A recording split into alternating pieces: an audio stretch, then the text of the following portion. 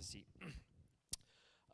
The gospel reading comes from John chapter 3, one of the biographies of Jesus, and hear what the Spirit is saying to us as God invites us into a story that can transform our lives. There was a Pharisee named Nicodemus, a Jewish leader. He came to Jesus at night and said to him, "Rabbi, we know that you are a teacher who has come from God, for no one could do these miraculous signs that you do unless God is with him." Jesus answered, "I assure you, unless someone is born anew, it's not possible to see God's kingdom." Nicodemus asked, "How is it possible for an adult to be born? It's impossible to enter the mother's womb for a second time and be born, isn't it?"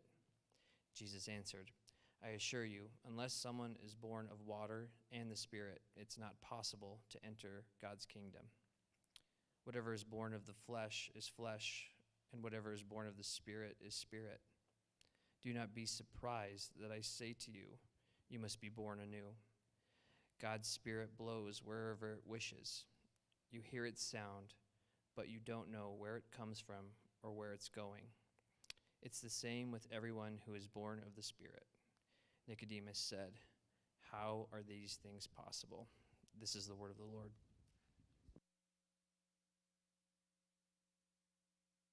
Thank you, Lance. Hey, everyone. I'm going to start by playing a little game. So, Vernon, can you put up the first slide? So, kind of a silly game, but tell me, I'm going to put up these slides and I'm going to say, what is this? So what is this? Yeah. Okay, next slide. It's actually a dove. And that, yeah. Next one, flying dove. Yeah. Okay, what's this?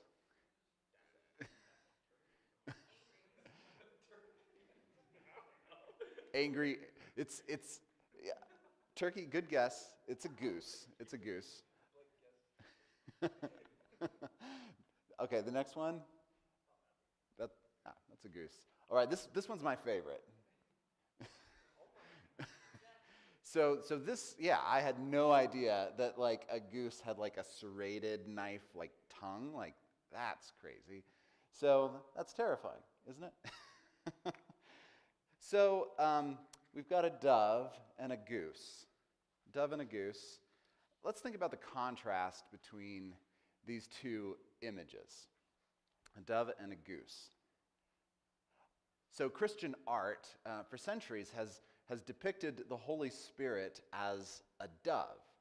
And, you know, it's easy to understand why. I mean, firstly, it's a scriptural image. At Jesus' baptism, the Holy Spirit descends in the form of a dove. But it also makes sense just like symbolically of here's this image of beauty, of tranquility, of gentleness and peace. But I think it's really interesting that Celtic Christians used a very different image to talk about the Holy Spirit. They talked about the Holy Spirit as the wild goose. The wild goose. Now, does that seem odd to you? Seems a little odd to me, to be honest. But I wonder if that's because my vision of the Holy Spirit is a little bit too tame. You know, the Bible uses lots of different images for the Holy Spirit. It talks about a raging fire, overflowing water, mighty rushing wind. Those are all pictures of the Holy Spirit as well. I wonder, do we think of God's Spirit as fierce, as disruptive, as wild? I don't think we do. I think we're not comfortable with wild, uncontrollable, disruptive things, right? And why is that? I think for me personally, I like to feel like I'm in control, that I'm in charge, in charge of my life. But, and I think that's a common feeling. I think a lot of us share that feeling. But I wonder why. What's at stake for us in that? Why do we feel the need to be in charge? I think we've been taught and conditioned that if we're going to have the sort of life that we really want, that it's really up to us, that we have to make that happen. We have to be in the driver's seat of our lives. How many graduation speeches have we sat through that basically say, you can be anything you want to be, right? Well, it turns out that being anything you want to be is actually super stressful, right? Like, that's an overwhelming burden.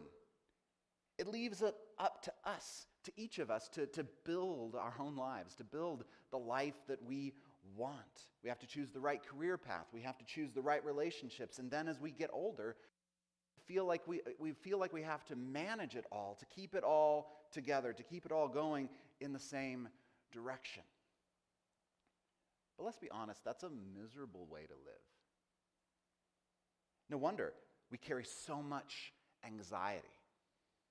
We're under this constant pressure to manage and control everything. But what if there's another way to live?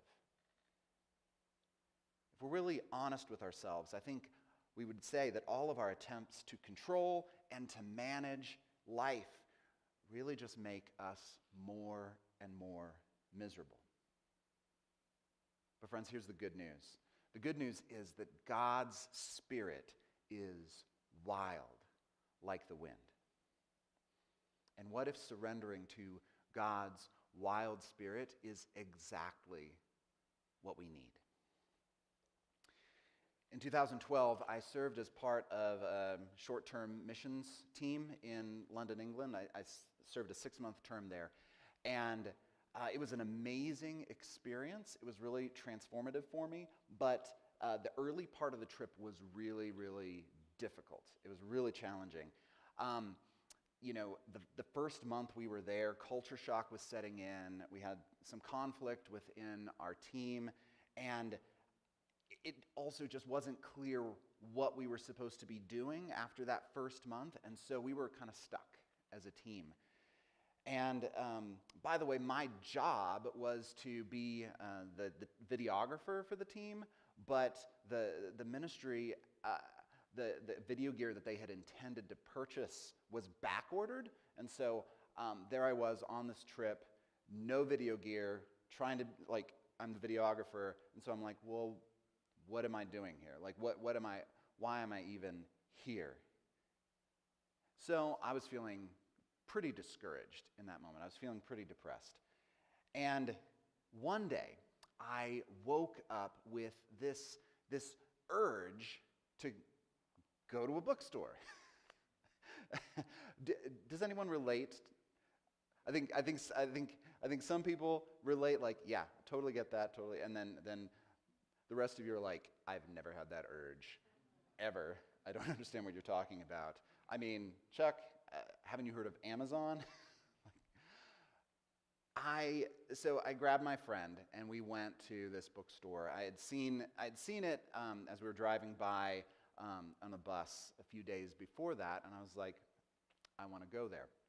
So we show up at this bookstore, and it turns out to be a Christian bookstore. Surprised me. It's the only Christian bookstore in North London. And so we go in and we meet this man named Caraway. He's a priest in the Church of England. He's originally from Nigeria. And we have this incredible, just spirit-infused conversation. It was so encouraging to me in that moment. That chance meeting connected us with another church called St. Barnabas that became one of our primary partner churches while we were there for those 6 months. And that really just set the course for the rest of our time while we were there in London. But not only that, what Caraway said to me in that conversation was so deeply encouraging to me. It was what I needed to hear to get me through that season in my life. And it really, in a lot of ways, set the course for my future. I think in a lot of ways, as I've reflected on that conversation, I think that I'm here today planting this church in large part because of that conversation. As Caraway said to me that day, he said, I believe the Holy Spirit brought us together for a reason. The wind blows wherever it will. You hear its sound, but you cannot tell where it is going or where it comes from. So it is with everyone who is born of the Spirit. Now, Jesus is using some wordplay here. We can't really see it from the English, but in the Greek, he's using this word pneuma. Now Greek was the language that the Gospel of John was originally written in. Vernon, if you can show us this slide. So I know you guys just finished your semester in seminary, so sorry to bring up traumatic. We're going to talk a little Greek and Hebrew. So yeah, the Greek word pneuma and the Hebrew word ruach both mean breath, wind, and spirit. They carry these multiple meanings, and Jesus is playing on that in this passage. In the minds of Jesus' first followers, there is this close connection between spirit, breath, and wind. The wind is mysterious. It's invisible. You can only see it by its effect on visible things. But it's also powerful. You know, I grew up in southern Colorado, and we can get some major windstorms. And I remember, we can have 70, 80 mile an hour winds. We can, hurricane force winds. And I remember growing up several times, we would have a windstorm that would blow down our backyard fence. Wind can be powerful. So when Jesus is saying God's Spirit is wild like the wind, he's saying that God's Spirit is mysterious, it's powerful, it's unpredictable, it's uncontrollable. Now at this point, I think it's really important for me to pause and say that the Holy Spirit doesn't breed chaos. In the book of Genesis, at the beginning of the biblical story, the creation is pictured as this chaotic void, this writhing ocean of dark waters. And it says that God's Spirit was hovering over the face of the waters, creating order out of chaos, preparing the way for God's creation. Now, of course, sometimes God's Spirit has to disrupt the disorder in our lives to bring about a new order. So yes, the Holy Spirit comforts us, but he also convicts us. He challenges us. He provokes us. Sometimes the Spirit can be disruptive and inconvenient. I think about the narrative of the Gospels, and when Jesus, immediately after his baptism, the Holy Spirit leads him into the wilderness, where he directly confronts Satan. I also think about the book of Acts, where the Holy Spirit prevents Paul and his traveling companions from preaching the gospel in a certain city. It actually says that he did not allow them to preach in that place. And at other times, the Holy Spirit seems to blow open doors of opportunity. This week, Katie and I got to connect with a guy named Thomas Boone. He's the Associate Director for Mission at the Outreach Foundation. And he told us a really cool story about a church that was leading an educational trip to Scotland about Presbyterian heritage and whatnot. I assume it involved lots of kilts and bagpipes, I guess. Lance could tell us more about that, right? Maybe some haggis. Yeah. Their whole group had arrived in the UK, but then their plans to get to Scotland were totally derailed at the last minute. So instead, the guide on their trip, who was a pastor named, he's an Iranian pastor named Sasan, he took them to Liverpool instead. And there they connected with a group of Iranian Christians living in diaspora, living in exile in the UK. And the group met with a pastor of an Iranian house church network. And they got to know this pastor, they went out with him, and they started, he was going out in the streets and going from house to house and preaching the gospel and sharing the gospel with people. And this team was so inspired by what they saw, they were so compelled by what they saw, that when they returned to the U.S. after they had learned from this Iranian pastor, they were like, well, we want to try some of these things. We want to try what they saw this man and his community doing. So one thing led to another, and they had the first adult conversions, people giving their lives to Jesus.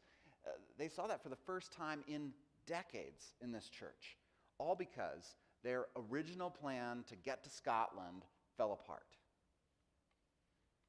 So let me ask you, when you encounter disruption, when your plans kind of fall apart, what is your first response? I know for me, my first response is I get angry, I get ticked off, right? I resist that. Underneath it all, I'm scared. I'm scared of losing control. But what if, instead of that, I stopped and I asked the Holy Spirit, what are you up to in this moment? What are you doing in this moment? Because the Holy Spirit is sovereign. He's the one who calls the shots. You know, the Nicene Creed calls the Holy Spirit the Lord, the giver of life. And we believe in the Trinity, that God is eternally three persons, one essence, co-equal persons of the Trinity. So the Holy Spirit is God. So of course we can't control the Holy Spirit. It makes perfect sense. We can't control God. God is not at our beck and call. And we wouldn't really want him to be anyway, would we? We need God to be God. We need God to do what only God can do. I think that's what Jesus was saying in our passage, talking to Nicodemus. We have to be born anew. Or as the Greek says, we need to be born from above, born of the Spirit. Beyond our power, beyond our own ability and our own efforts, God's Spirit is at work, bringing renewal, bringing transformation. God's Spirit is wild like the wind. Now, I'm curious if any of you have any experience sailing. I know Katie does. She has a jacket to prove it. She's a sailor. But yeah, does anyone have any? Vernon has experience sailing. Yes, Julian, yeah. So I grew up in Colorado, so naturally I'm an expert on sailing. No, when it comes to sailing, I know precisely nothing. Except I'm going to try to make a point about sailing right now. So, sailing, is not about controlling the wind. It's about putting up a sail and letting it catch the wind and letting the energy and the force of the wind carry you along with it. And I think that's a good analogy for what it means to follow the Holy Spirit. We see what the Holy Spirit is up to. We create space in our lives. We align ourselves with what the Holy Spirit is doing, and we let Him push us forward. So that's, maybe a pretty metaphor. What does that mean? Like, how do we actually do that? In plain language, what does that mean? And, I think we've printed these cards. I'm calling them wild cards because I'm a dork. But there's these cards that talk about 6 practices that we as the community of Nova Church want to take up this summer together and practice these practices. But six practices to help us cooperate with the Holy Spirit. And I believe that by practicing these things, we can create that space for the Holy Spirit to be at work in our lives and around us. That we can create that space, we can put up that sail and allow the Holy Spirit to carry us forward. So we have some of these cards on the info table there. There's some up here. You can grab them.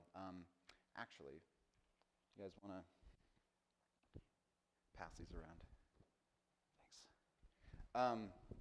So I'm just going to very briefly read these practices, and I want to open up a space where we can reflect and just kind of prayerfully reflect on what the Lord is leading us into in the week ahead and in the summer ahead of us. So these are the 6 practices to help us cooperate with the Holy Spirit. So the first is create margins. Where do I need to say no in order to say yes to God's calling? Open space in our days, in our schedules. Listening prayer. Are we taking time to listen to what God is saying to us? Taking some time in quiet each day with God. Asking prayer. So who do you know who doesn't yet know Jesus? Who do you know who doesn't yet know Jesus? Let's keep a list of those people and pray for them by name each day. Then be a regular. Where can you be a routine presence this summer? Where can you show up on a regular basis and just see what God does through your presence in that place? Learn someone's story. Are you attentive to the people around you, asking curious questions? So the encouragement is to learn one person's story each week. And then the 6th, embrace play. Embrace play. That might sound a little weird, but embrace play. How can you use your interests and your passions to build relationships and friendships this summer? Make time for play each week. So these are the practices. I want to just invite you to reflect on them. I'm just going to have a time of silence so we can reflect on them, and I'm just going to ask a couple questions to help guide that time of reflection.